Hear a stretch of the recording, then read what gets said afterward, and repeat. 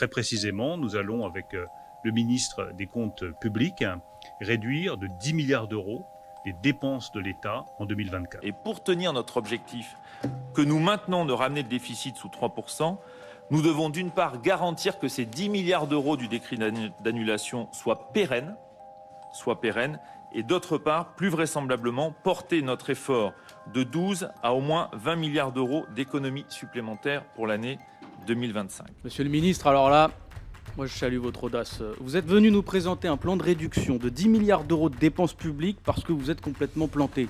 Depuis 2017, le gouvernement a beaucoup baissé les impôts sur les ménages mais aussi sur les entreprises et s'est privé d'à peu près 50 milliards de recettes par an. De nouveau, on nous annonce 10 milliards d'économies avec une véritable guerre sociale contre le peuple, puisque vous remarquerez que dans les ministères les plus touchés, vous avez à la fois évidemment l'écologie, mais aussi la recherche et l'éducation nationale, c'est-à-dire l'avenir du pays.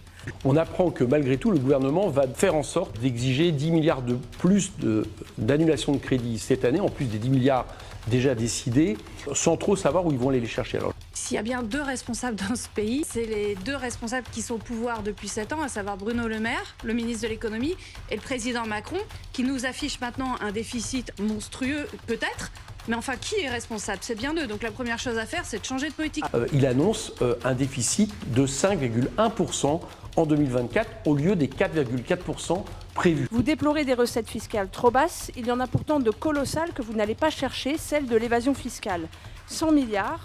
Ce sont 100 milliards qui manquent aux finances publiques chaque année. Aujourd'hui, effectivement, quand on regarde la politique du gouvernement dans les années passées, on ne voit pas une priorité à la baisse du déficit. Pour faire des économies, vous êtes capable de gratter jusque dans les pupitres des salles de classe, mais les niches fiscales, c'est comme devant une scène de crime, c'est circulé, il n'y a rien à voir. Pourquoi vous ne touchez pas aux 140 milliards d'euros de niches fiscales de ce pays? Que les très riches payent beaucoup moins d'impôts vis-à-vis de leur revenu fiscal que les autres classes, que les gens de manière générale. La question de la répartition et du partage des richesses est posée, et c'est pourquoi mon groupe parlementaire déposera cette semaine une proposition de loi pour taxer les super profits. Vous admettiez il y a 2 semaines sur France Inter que l'État n'avait récupéré que 11 milliards en 2023, soit une baisse de 25% des résultats de la lutte contre l'évasion fiscale en à peine 1 an. Il y a vraiment eu des baisses importantes de recettes et en face des baisses de dépenses.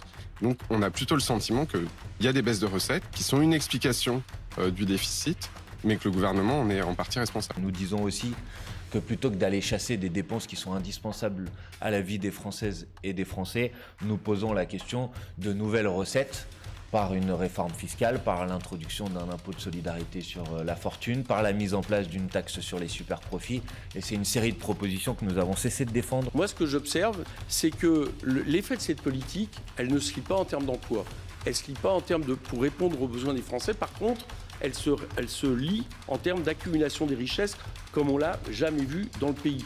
Ce que nous proposons, c'est précisément d'augmenter les impôts de la partie de la population qui a vu, grâce à la politique d'Emmanuel Macron, ses revenus augmenter de manière significative ces dernières années et qui aurait tout à fait les moyens de participer davantage à la solidarité nationale.